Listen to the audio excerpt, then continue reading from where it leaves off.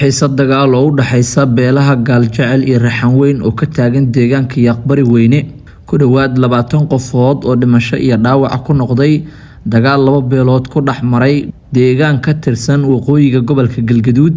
waxaan kula wadaagi doonaa xogaha dagaalkan khasaaraha badan dhaliyay beelaha u dhaxeeyay iyo halka uu ka dhacay. haddii ay tahay markii ugu horeysay aad soo booqatay like muuqaalka si uu meel fog u gaaro, sidoo kalena subscribe dhis wararkeena ay ku soo gaaraan. aan ku bilowno xiisad dagaal ayaa waxa ay ka taagan tahay deegaanka Yaqbari Weyne ee gobolka Shabeellaha Hoose.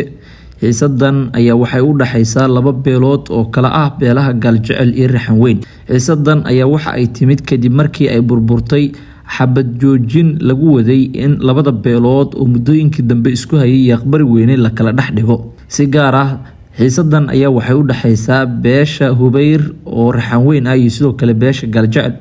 waxaana xiisadan isalka ku haysaa dagaalkii cuslaa ee shalay ka dhacay deegaanka Yaqbari Weyne ee gobolka Shabeellaha Hoose. xiisadan ayaa waxa ay ka dhalatay wiil dhalinyaro ah oo lagu dilay Yaqbari Weyne. wiilka ayaa ka soo jeeday beesha Hubayr ama Raxan Weyn, waxaana dilay sida la tilmaamay maleeshiyad hubeysan oo ka soo jeeda beesha Gaaljecel. maleeshiyadkaas oo uu hogaaminayay duqow oo horey maxkamadda ciidamada qalabka sida ay ugu xukuntay dil toogasho ah.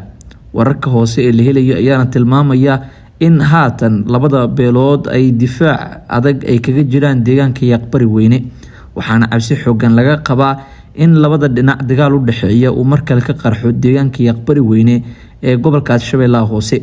xiisadan ayaa ku soo aadaysa iyadoo shalay dagaal culus uu ka dhacay halkaas oo u dhaxeeyay ciidamada la magac baxay Doofaanta Xasan Barsame ee ka soo jeeda beesha Gaaljecel iyo sidoo kale ciidamada militariga Soomaaliya iyo kuwa koonfur galbeed ah. dagaalkaas oo khasaare badan dhaliyay hase ahaatee dil iyo soo qabashaba uu ka badbaaday duqow oo hogaaminayay raggii maxkamadda ciidamada qalabka sida ay ku xukuntay in nolol iyo geeri lagu keeno. ugu dambeyntiina dagaal khasaare kala duwan oo isugu jira dhimasho iyo dhaawac sababay oo u dhaxeeyay laba maleeshiya beeleed ayaa waxa uu ka dhacay deegaan ka tirsan waqooyiga gobolka Galgaduud. labada beelood ee dagaalamay ayaa waxay ahaayeen kuwo daris ah.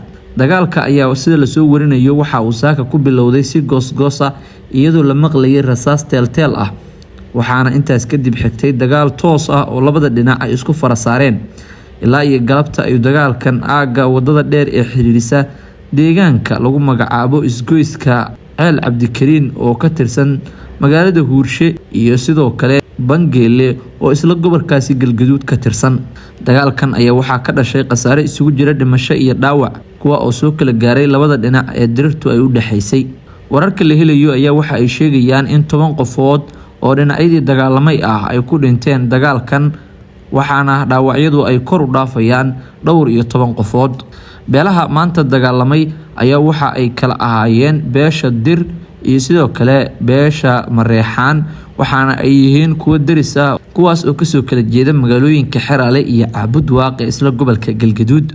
xiisada dagaalkan isku bedeshay ayaana ahayd muddooyinkii ugu dambeeyay mid ka taagnayd deegaanadaasi iyo aagaba ka jirtay, waxaana dhowr jeer fashil ku soo dhamaaday qorshayaal lagu nabadeynayay oo dad isxilqaamay iyo mas'uuliyiin ka tirsan maamulka Galmudug la sheegay in halkaasi ay ka wadeen. inta badan deegaanada Galmudug ayaana muddooyinkii ugu dambeeyay waxa ka curtay colaado iyo dagaalo u dhaxeeyo qabaa'ilada, waxaana Galmudug la sheegay oo haatan uu hogaamiyo Axmed Cabdi Kaariye Qoorqoor oo waqtigu ka idlaaday in uu ku fashilmay in uu wax ka qabto dagaalada soo laalaabtay u dhaxeeya beelaha walaalo ah ee wadadaga isla markaana dhiig si macna darra isaga daadinaya. maamulka fadhiidka ah ee uu hor fadhiyo madaxweynaha madaxweynkiisu idlaaday Axmed Cabdi Kaariye Qoorqoor ayaana ku fashilmay inay kala dhex galaan beelaha isku dilaya deegaano ka tirsan gobolka Galgaduud.